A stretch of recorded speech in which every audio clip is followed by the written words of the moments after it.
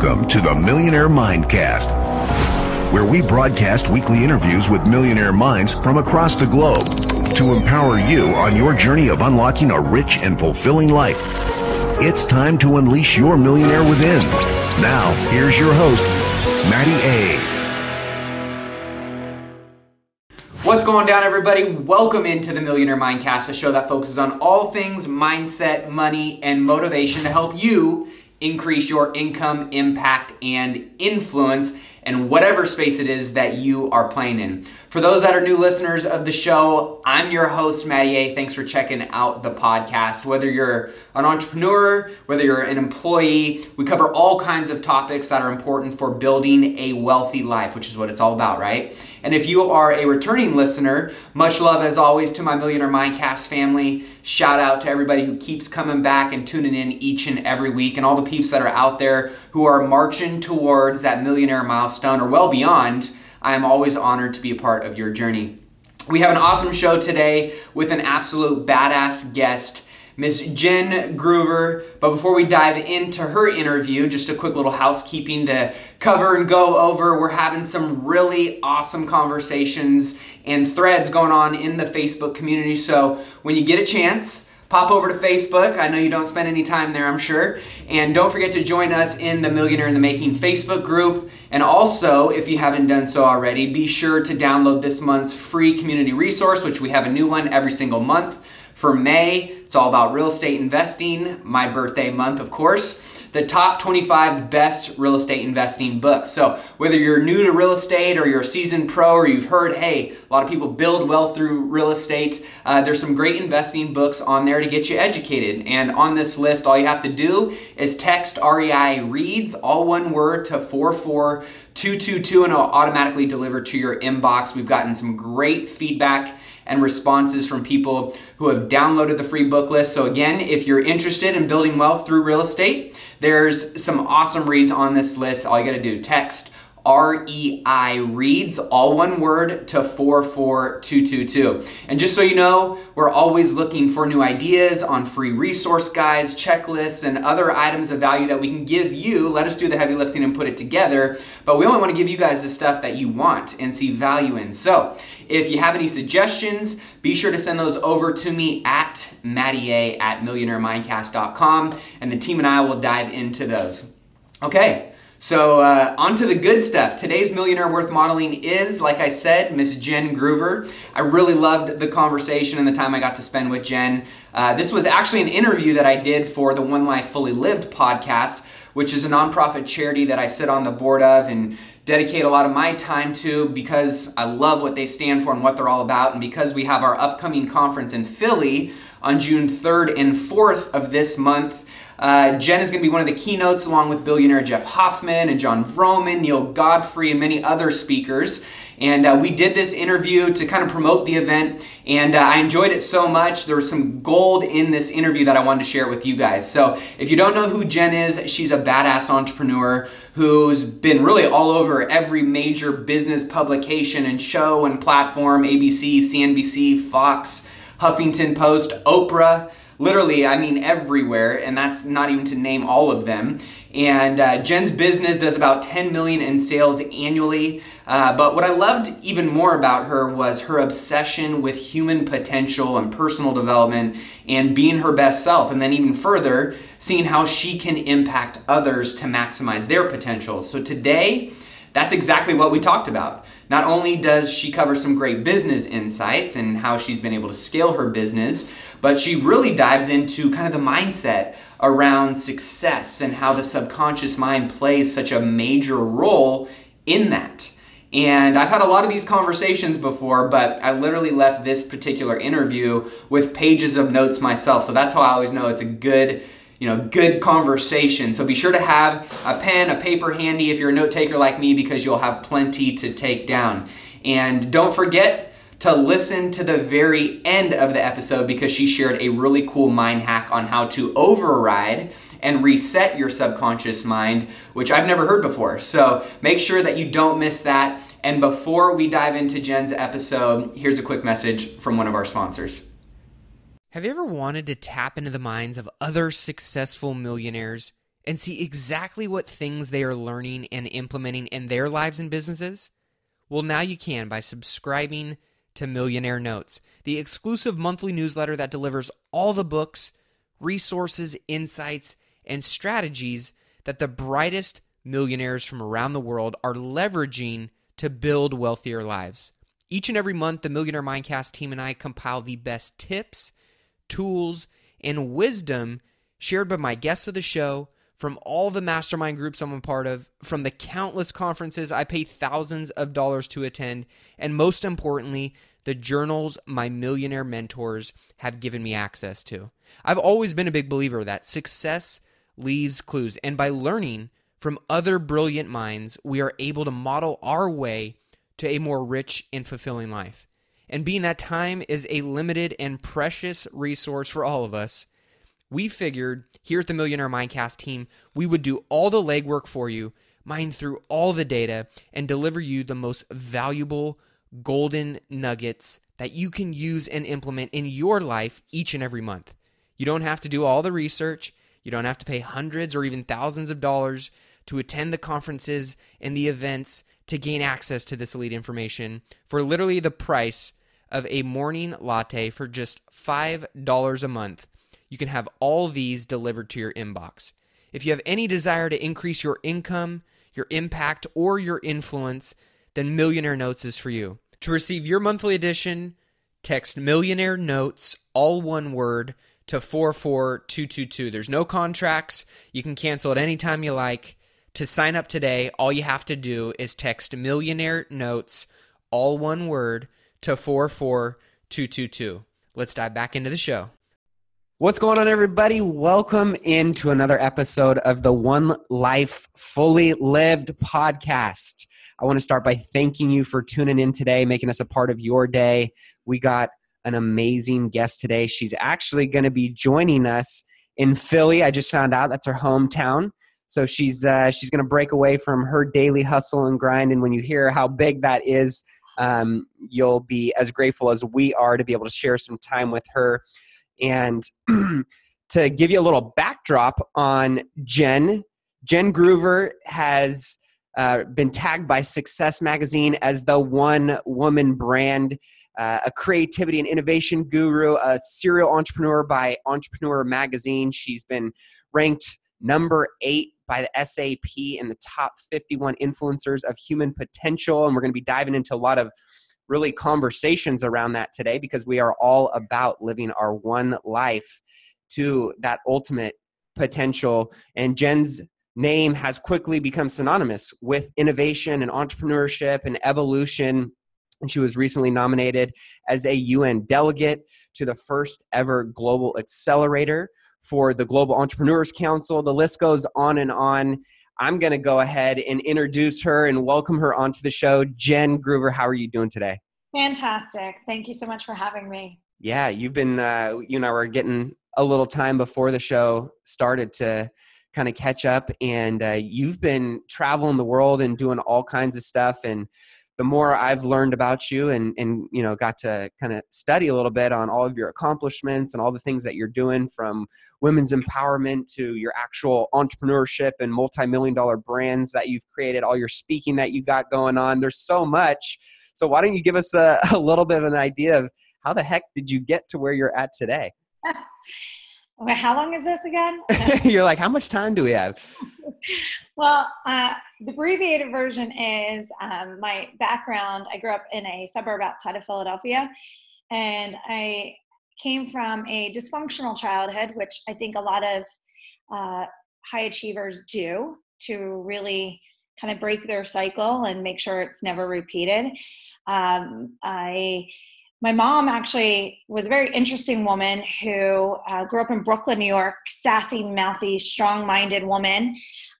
Vince Lombardi was like a family friend to them and very influential in her life. And she ran campaigns for politicians. I was door-to-door campaigning at 3 years of age. And so she really taught me this life of activism. She had a TV show with Cablevision, and that show with Cablevision was really about current affairs And she really used it as a platform, again, of activism and putting politicians into the hot seat of, hey, we voted for you on this. How do we help you? Not just pointing fingers, but like, hey, everybody has to step in together to really accelerate where we are today.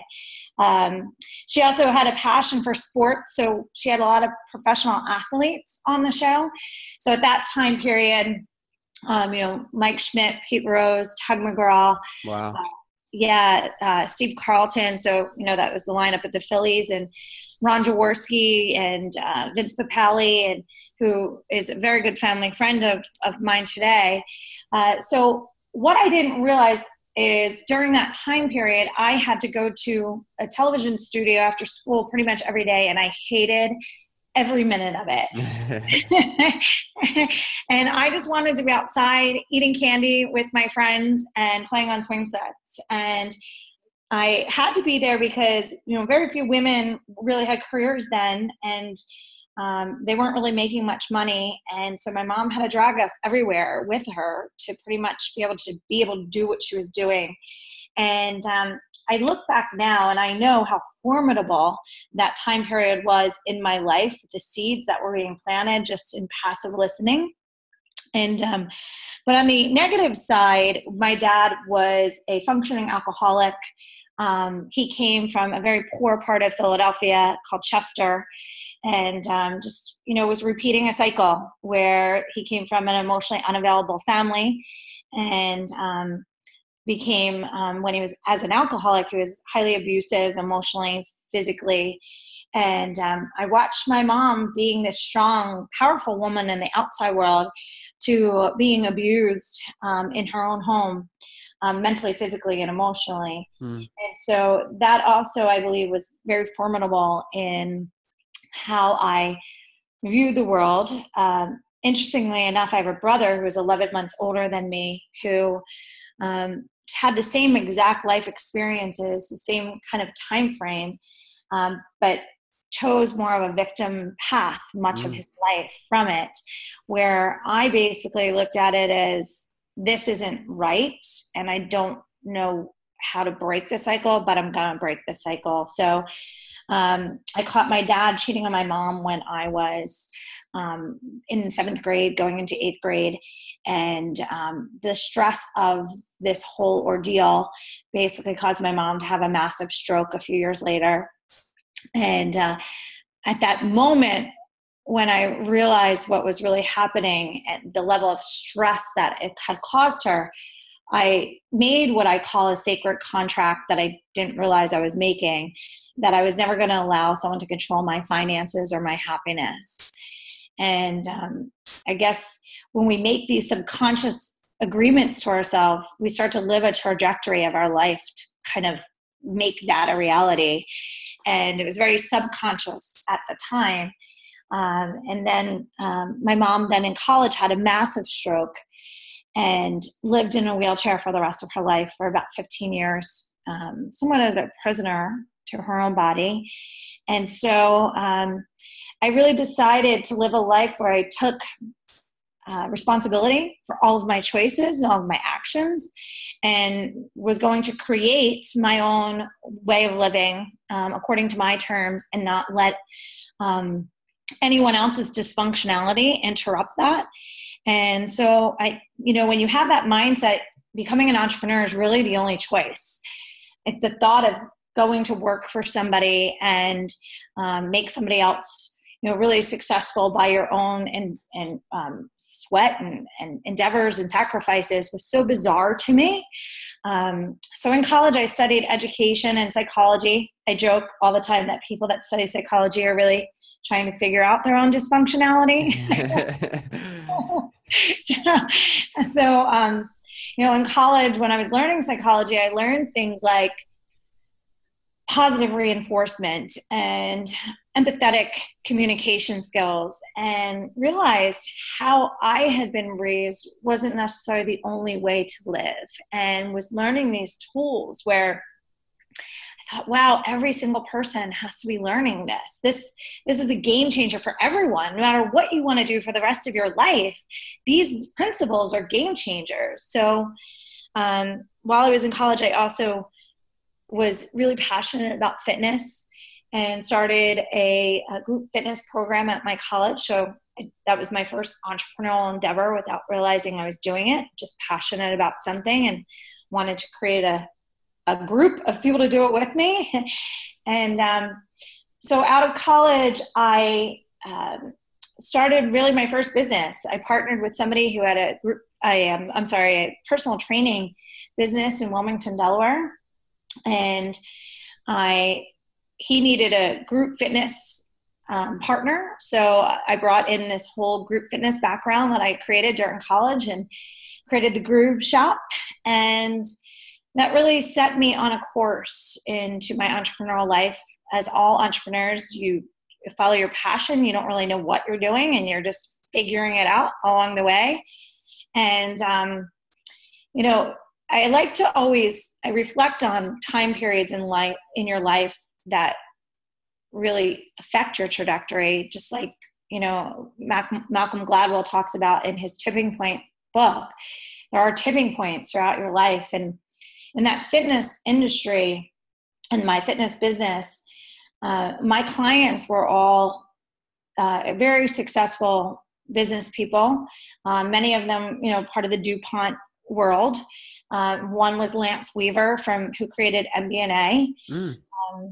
And so I thank God I wound up in that space, because again, like what happened in the television studio when I was very young, came back to me at that time period, because everyone was talking about these journeys of their own life. They were thinking big and broad and powerful, and they were living lifestyles that I really felt was where I wanted to be. And they made it feel possible for me because I was in it with them. And they gave me the vision of what was possible because I was living it with them. And that's where my vision of what was possible really broadened. I'd been also a national level fitness competitor at that time, and wound up meeting Bob Proctor in 1999 and ran up to him at a conference after he's done speaking and said, everything that you just said, I know, and I don't know how I know, but I know it and I need to know more of it. So I wound up signing up for this very intimate mastermind that was called the 3% Club that lasted for 3 years. And he taught me everything that people now refer to as the secret back then. And so again, that broadened me even further in my ability to take control of my own life, my belief systems, my actions, and my vision of what was possible, and my belief systems of what was possible. And so as I continued on my entrepreneurial journey, I realized how much control we have of so many aspects of our thought processes and our beliefs, and also how we treat our bodies so that we can optimize our minds and our emotional states. And so, from that moment, from that time period, I should say, I just went for everything in a big way. Every time I launched a company, it was with the vision of going big or going home. And so, everything I am and do right now, I've created by a mindset of being able to, not because I inherited anything, not because I, had a stable, youthful environment to launch from, but because I saw what was possible in other people and I wanted it for my own life and believed I was worthy of having it. And I think really all success, and when I say success, I mean happiness, waking up every day, intentionally creating your life. That's where, everyone can be. People just have to learn how to think that way and believe that they're worthy of having their life that way, which is what this conference is really about, which is what's really exciting to me, to be able to bring my life experiences and my wisdom to the table to share with other people. Well, we are super pumped to have you. Let me just start with that. I want to unpack your story a little bit because there was some gold. I'm, writing down all these notes and I'm like, oh, I want to make sure I ask her this. And then you jump on to the next thing. And there's so much that I think we can all relate to in this journey of life, entrepreneurship, whatever you want to call it, self-discovery. And, I'm a big believer in nothing happens by accident. Yep. And you chose, it's interesting, we talk about these paths, right? And a lot of people choose one path or the other, or sometimes I often wonder is, do they just not know, therefore they're not empowered to choose the right path?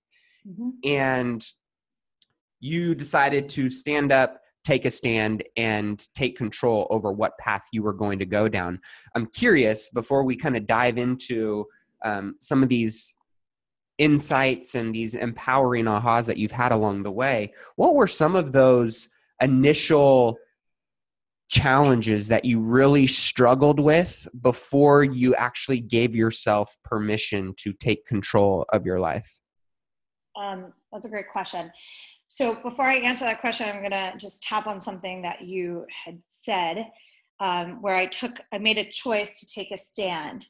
And I did that by investing heavily in my personal development. And for anyone listening, you can't just wake up and know what you don't know. You have to invest in yourself in order to do that. And coming into an event like this obviously acknowledges doing that. But it's an ongoing journey and process.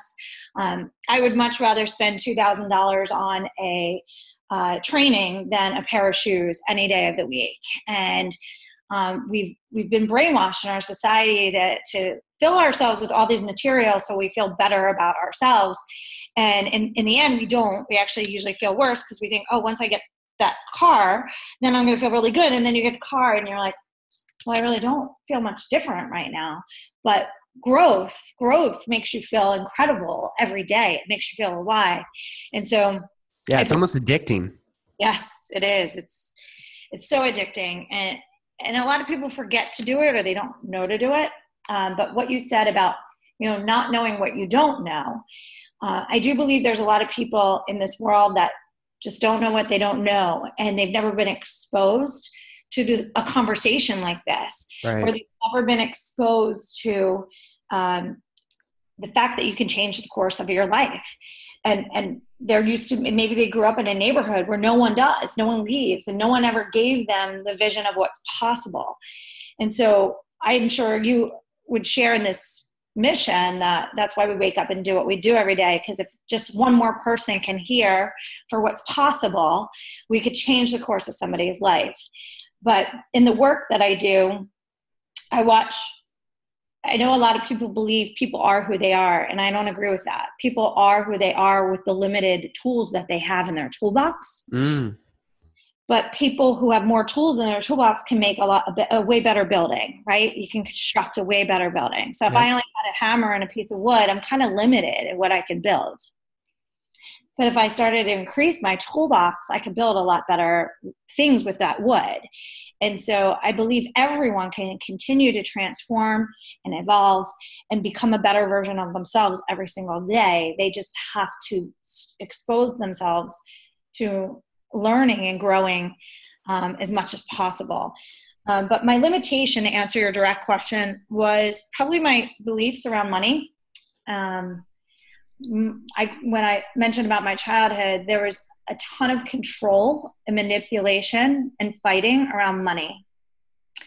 And my dad, growing up in Chester, which is a very poor place, he grew up very poor. He had a very scarcity mindset where he never felt like he had enough, and would always trying to instill, I guess, appreciation of what we had, but instead it instilled fear of losing what we had, which is a very delicate balance for parents to teach. I have 13-year-old twins, and I constantly am editing how I say things around money so that I don't create a scarcity mindset for them, but an appreciation at the same time. Yeah. So I had to do a ton of work at reprogramming my subconscious mind around money. I still do. Even with the success that I have, it's still an ongoing, our subconscious minds are so powerful. And just when I think I've mastered it, a test comes up where I'm like, man, I haven't fully gotten rid of all of that programming yet. So, that was my biggest barrier, and it's always a work in progress. Just when we think we've uncovered that onion to its completion, we haven't. So true. And I often think about the subconscious mind. I mean, getting to the root of our programming in many aspects of our life. Let's just say money is just one area of it. You can say relationships, you can say health, your relationship with yourself, spirituality, whatever you want to call it.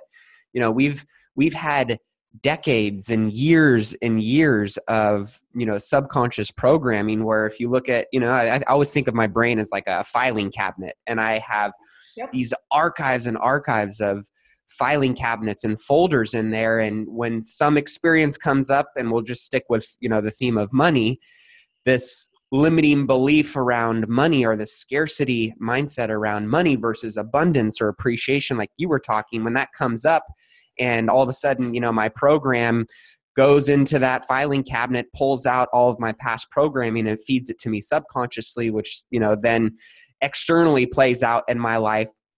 It's not necessarily always the way that we want it to be, unless we are self-aware, like you said, to kind of check yourself and go, okay, wait a second, that's not necessarily me, or it doesn't have to be me.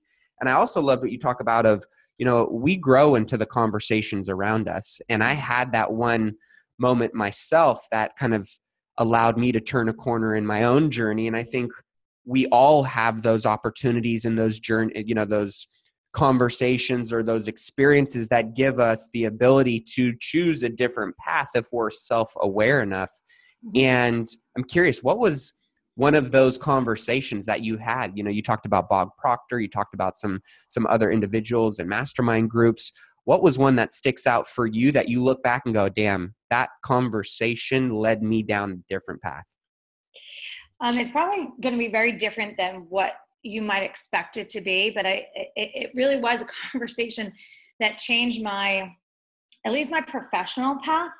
So I was very creative growing up, and I wasn't really a good student in the traditional sense of education. And I actually really disagree with the format in which we educate in our general population, not necessarily at Montessori schools or progressive schools. But no one ever taught me the value of creativity. And if we go back to the money conversation, sorry, that's my city living right there. Gotta love it. Gotta love being in the downtown. City living. So creativity is your unlimited capital. So cash flows out of the sky to us constantly in the form of creativity. We just have to be able to value it and then execute it, right? So when I met Bob Proctor, and then I was in this mastermind group, he brought in this man, Art Linkletter. And Art Linkletter had a private lunch with us. There was maybe 10 of us at this lunch. And Art Linkletter, for those who don't know, created, he was most famous for Kids Say the Darndest Things, but he had done a lot of amazing things. So he's telling us the story about how Walt Disney was one of his good friends, which I thought was cool enough in and of itself to be right. Oh, speaking of you elevate to your conversation. Yeah, the creative genius. So when Disneyland first opened, which had been rejected a bazillion times prior to him ever getting it to where it was to open it, Walt Disney asked Art Linkletter to go walk around with him before it opened. So Art did, and he said to him, hey, Walt, it'd be really a great idea is to get a bunch of, young kids to run around and take pictures of families and set up little tables or stands where they can sell the pictures. So, if in case a family forgets their camera or they're just too busy to capture the moment, you can capture it for them and then sell it. So Walt says, wow, that's a great idea. So they shake hands on it and basically decide that Art Linkletter is going to get 15% of all the transactions of all the pictures that are sold in the Disney properties. Wow.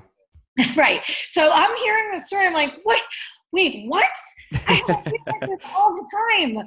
You turn that, I mean, he's passed away now, but as he was telling us the story, he was still collecting, and I'm sure his estate is still collecting royalties on this idea.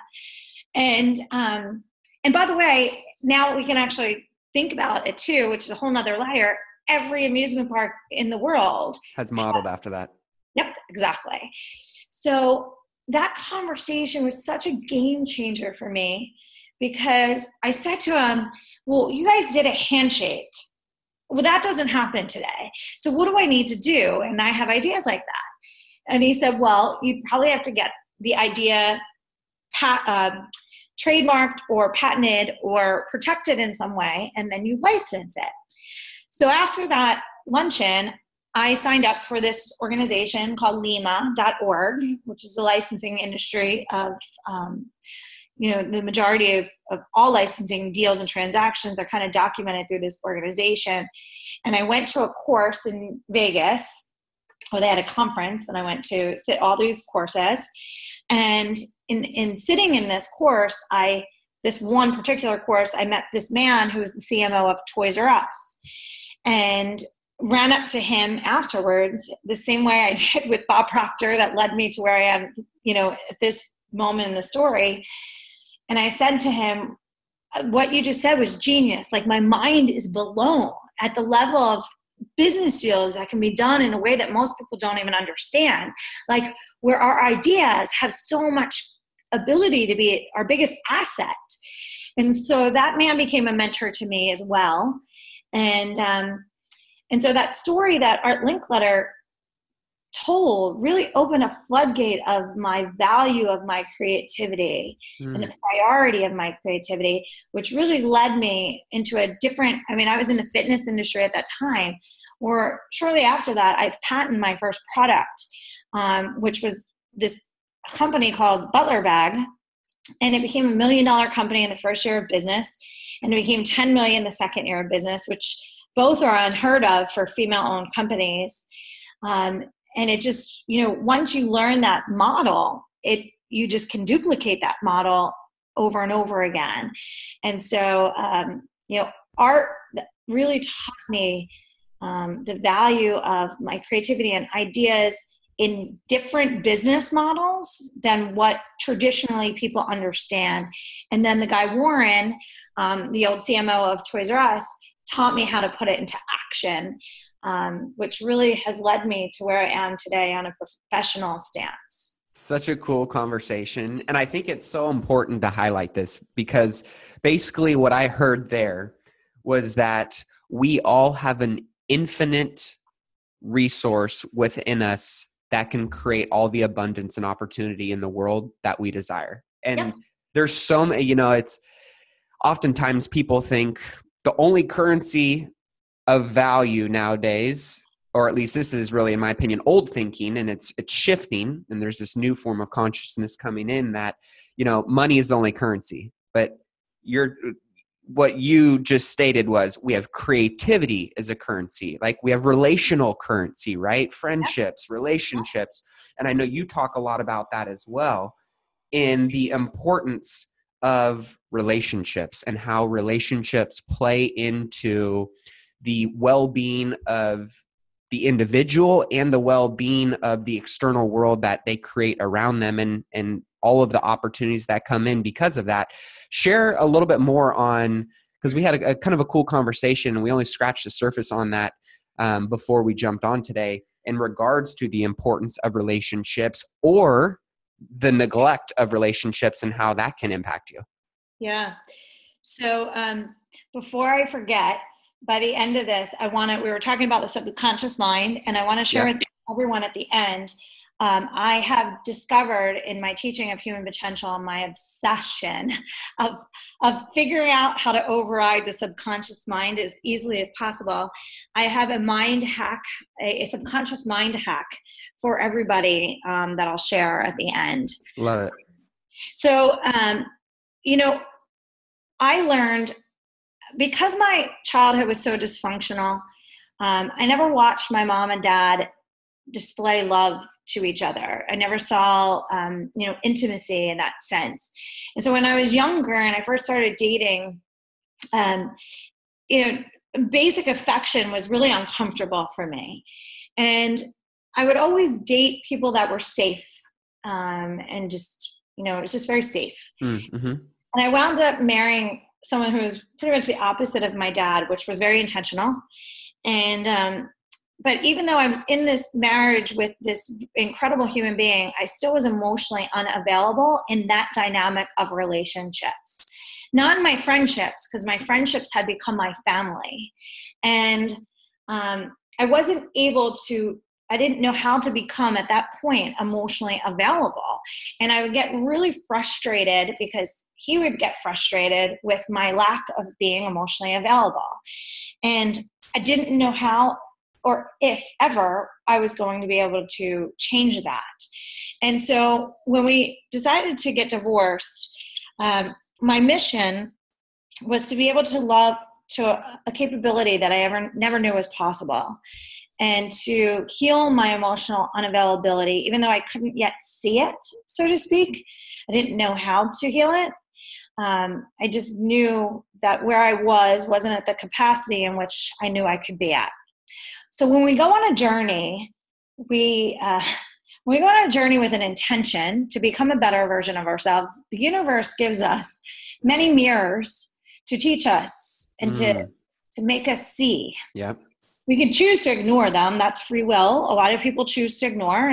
We've all seen the people that repeat, stay on the dating thing, but repeat the same cycle with the same person over and over again. So they're just not seeing in that mirror. And so the universe really gives us these opportunities to get to where we want to go. We just have to choose to maybe go through the pain to get there. And so I, ironically, but not so ironic, attracted all these emotionally unavailable people into my life. And I could see the mirror of who I was in this capacity that I could never see or understand or even get to a place where I could reach. And so as I'm going through this divorce, which was the divorce that I thought was I chose. And I thought, because I chose it and I already had children and I already had financial stability, everything was going to be somewhat easy of a transition. It literally was like Pandora's box of things opening up in my life, things that I had ignored from my childhood. And then in dating and attracting these people created all this drama, so much drama that I've never had experienced in my life. And being an introspective person, I'm always trying to, I intentionally, when something's going not right or when something's not an ideal situation, I say, what am I doing to contribute to this? Right. What's my DNA in the situation? Right. What am I supposed to be learning from this? So everything has value. Even if it's uncomfortable or painful, it still has value. So during this time period, even though my career had already been taken off, I saw my career start to really slip, and I couldn't stay focused, and I didn't have the same drive or passion or motivation because all of my mental capacity and energy was being given to all this drama going on in my life in these relationships. And then, being out more, being single at that time period, socially, opened up to other people that maybe socially were in the same space, but not consciously in the same place. And so I realized this time period that my career was really struggling to stay on par. It definitely wasn't scaling. And it hit me, wow, the health of our relationships is in direct proportion to our success. And no one's talking about this. So we have all this drama going on in our friendships and our family relationships and our marriages or our partnerships. And no one's told us that the number one thing you need to do to be successful is to keep all of your relationships in harmony. Make those your top priority. And then and I always say this to people in my courses, think about when you're in a thriving relationship. Is your career thriving? Of course it is, because you have more energy and mental capacity to thrive. But think about when you're in a dysfunctional relationship. You're all over the place energetically. Your mind's all over the place, having conversations of, arguments that you had or things you should have said or done. And so I really started to focus in on this problem, because we're taught to, if you go to school and you get good grades and you graduate from a great place and then you work really hard, you'll become really successful. And it's complete BS. Right. It's such a backwards way of teaching people how to do everything wrong. And what we should be teaching is, if you learn how to communicate with people and you learn how to become empathetic and learn how to understand and learn how to listen and all these emotional intelligence skill sets, and then you apply your knowledge and turn it into wisdom, then you'll be successful. But you need to first make sure that all of your relationships are in harmony and that you understand your network is your net worth, and your relationships are, like you said, an asset to you, not just in business, but in your own home, and being harmonious within your own inner peace. Because then when you have inner peace, you can thrive. Or, even last night with everything that happened in England, it really ruffled my feathers. I was just it's just at that concert with my daughters 2 months ago, and my kids are 13, which is the age of the focus of this. And it really emotionally hit me, but it doesn't mean I can't feel. I need to feel, but we learn how to process faster, and we can process faster when we have a solid foundation of our own inner peace and harmony based on the relationships around us. So I want to dive into that a little bit. And I'm curious to know more on, because, you hear a lot of people now talking about the difference between IQ and EQ. And many people say EQ is way more influential and important for designing the life that you dream of versus just being book smart. So right. Can you give me your definition of EQ first, emotional intelligence, before we kind of dive into that whole topic? Sure. For me, having studied psychology, but then having been exposed to nutrition and physiology and quantum physics and Buddhism and all these other disciplines, my definition might be a little bit different than other people in my field, where theirs is the psychological interpretation. Mine is the holistic interpretation. Emotional intelligence to me is a heightened sense of self-awareness, so that we can understand and process where we are at all moments and what brought us to those moments. And then also a heightened sense of self-awareness of others, so that we can communicate effectively or understand effectively. Doesn't mean we can understand people without even communicating with them. So that and I joke with my students all the time, when you master emotional intelligence in this context, you become a Yoda to your own life and a Jedi to other people's lives. Ooh, I like that. Powerful, right? So to me, you can't heighten your emotional intelligence unless you heighten your physiological state on an ongoing basis, right? So I just talked about relationships to you. So I might have really good communication skills, but if I'm hungry or tired, am I going to optimize them? Probably not, right? Right. So what a lot of people don't realize is, things like last night, that's out of my control, but how I treat my body and my relationships is in my control. And so, in emotional intelligence, we first prioritize, things like prioritizing sleep. Back in my young entrepreneur days, I would think, sleep's for lazy people. Right. Just grind through it, grind. You hear people like Gary Vee talking about that all the time, right? Yeah, which to me, from my background in neuroscience, kills me, because everyone's brain is a little bit different, but everyone's brain needs sleep. I mean, Right. the Agreed. thing that rejuvenates your brain so that you can think clearly, be creative, be productive and strategic. So, hydrating ourselves to what we eat. Sugar is one of the worst drugs we put in our body all day, every day, and screws up our level of our emotional state, screws up your emotional state almost instantly, to the point where most people don't realize that they become depressed after eating sugar, but they never make the correlation. And so, all of those things create a factor into then supporting our emotional state, therefore our emotional intelligence, and our mental state, which is the ability to think things through in this emotional process. So, for emotional intelligence for me means that you're almost an observer to what's going on in the world around you, where you can almost stand outside of your body and process yourself, but also process others around you, not take things personally. Nothing has meaning until you give it meaning, and understand that you're giving meaning to everything all day, every day, but that's your choice. And so you can't be a victim to anything in that moment. I love that. Taking back control through that self-awareness, I think, is key. And like you said, it totally correlates with optimizing human potential and elevating yourself and taking yourself to that next level. And I'm curious, for those that say, okay, you got me, I want to know more about how I can become more emotionally intelligent, where do they start? Well, I'll be talking about at the conference that we're doing next weekend, so they can learn there. I also do, I post a lot on my Facebook and Instagram, and I do some courses.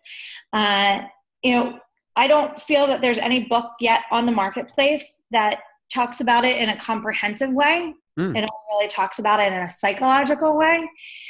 So whenever people want to read books about it, I actually tell them to read books about Buddhism, because Buddhism is emotional intelligence in its heightened form. It's mastery of emotional intelligence. So there's a book called The Buddhist Boot Camp. That's a great introductory to it. You can't think emotional intelligence. You have to be emotionally intelligent. You have to live emotionally intelligent. I have a book coming out this fall called The Operator's Manual to Optimal Living, which is what my courses are brought to life in the form of a book, and really bringing in all these disciplines together. Like I said earlier, nutrition, physiology, psychology, the spirituality, mostly formed in Buddhism, and neuroscience, and quantum physics all together in an integrated way of like the matrix of who we really are. You can't separate one from the other. Each one affects the other, and most people don't realize that. Well, I know you got to get running, and I think that's a perfect stopping point, a little cliffhanger to entice people to come and see you live, speaking from stage, connecting with you in person in Philly, June 3rd and 4th. And you are going to rock the house, I have no doubt, especially after our conversation today. I got pages of notes over here. So I'm excited to connect with you as well, Jen. And for those that in the meantime, whether they listen to this, this coming week or months down the road, if they stumble across this interview and they want to know more about you, they want to follow you, they want to connect with you, what is the best place to do that? Well, before I tell you that, I'm going to make sure I share. I gave everyone a little... Oh, yeah. We got that subconscious mind hack. How could I forget? Yeah. So this is a shortened version of it, but our brain, our auditory is a huge part of our subconscious mind. And there's different frequencies and things that we listen to that activate our brain differently. So there's what's called binaural beats, BINAURAL, binaural beats. And if you get binaural beats, and if you, I should say, when you meditate utilizing binaural beats, you actually increase the development of new neural pathways in your brain. And if you listen to binaural beats while you meditate and you have subconscious programming involved with it, there's a lot you can find online where you can do binaural beats with subconscious programming around weight loss or around, stop smoking or better relationships or increased finances. And you listen to that. It actually, when you're listening, you're meditating, this is actually really the most fun part, you should fall asleep for about 20 minutes, which is great news for people because they're like, well, every time I meditate, I fall asleep. You are given permission by Jen Gruber if anybody gives you flack for falling asleep when you meditate. Right. You are now given permission because when you fall asleep, you shut off your conscious mind so that this programming can actually go into your subconscious mind faster. And when it's done 20 to 30 minutes later, you wake up out of it. It's almost like hypnosis. Right. So when you do it on a regular basis, you can override the negative because you're strengthening the new neural pathways in your brain as this new program is happening. You're actually weakening the old programming that you no longer want. And so it's faster way of reprogramming than visualization, affirmations, and all the other traditional things that we've known up until this point. And I learned this through different neuroscience doctors that have created a program for young kids to help them deal with things like ADD, autism, basically different brain imbalances. And my daughter has Lyme disease. So she went through the program because it attacks your brain.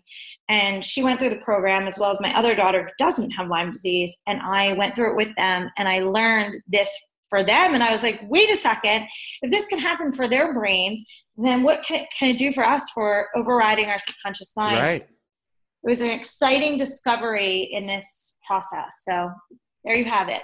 Binaural beats. If you want to carve out new neural pathways in your brain, unlock new parts of your potential, then check this out. I'm going to be checking it out. This is really cool. So thank you so much for sharing that with us before we wrapped up today. And just a reminder, if you want to dream, plan, and live your best life, come check out the One Life Fully Live conference in Philly, June 3rd and 4th.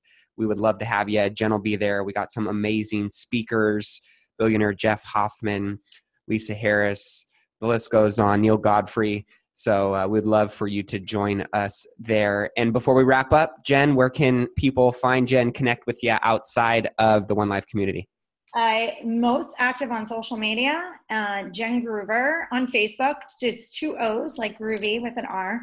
My personal page is more active than my public page. Instagram, I'm very active on, LinkedIn, and Twitter. Love it. Thanks so much, Jen. We'll look forward to catching up with you soon. Absolutely. Take care. See you soon. Well, hopefully you enjoyed that interview with Jen. I loved her story. Obviously, she shared some intimate stuff and some personal stuff, which makes it real. And I really loved what she said about the unlimited currency in creativity. I thought it was so cool when she said we all have an infinite resource within us that can create all the abundance and opportunity in the world that we desire. And that really changed my mindset around that because I often, personally don't see myself as a super creative person, but now I do. And also know that I have the ability to tap into that currency whenever I want. So I really appreciated that. And just overall, she dropped some great nuggets in this episode. So I hope you got some great value from what Jen shared today. And I know it's last minute, but if you want to join us at the One Life Fully Live conference in Philadelphia on June 3rd and 4th, I'll be there with many other people in the community, and I'd love to meet you in person. And the cool thing is all the conference proceeds go to serving underprivileged kids and communities with the education and tools that they need in order to dream, plan, and live their best lives. So that's pretty dope, right? There's not many conferences that you can attend with this caliber of speakers for this cheap, and while still investing in yourself and helping a great cause at the same time. So if you're interested, I think it's something like $250, and you can get tickets at onelifefullylive.org. If you can't make this one, we do one on the West Coast in Sacramento later this year. So that's all I got for you this week. If you enjoyed this episode or other shows on the Millionaire Mindcast, please take some time to share the podcast with someone who needs to hear this. I don't advertise or anything like that. So the way that we've grown this community and grown this big is through you, our awesome listeners, our awesome community. So if you don't mind sharing this with one person today that needs to hear this message, or maybe another episode that you liked, or if you just want to leave a review in iTunes, that helps us get more reach and share this message with others. But with that being said, I think that wraps up this Mindcast for the week. So until next time, remember to keep investing in yourself and your wealth on your march to $1 million and beyond. Cheers, my friends.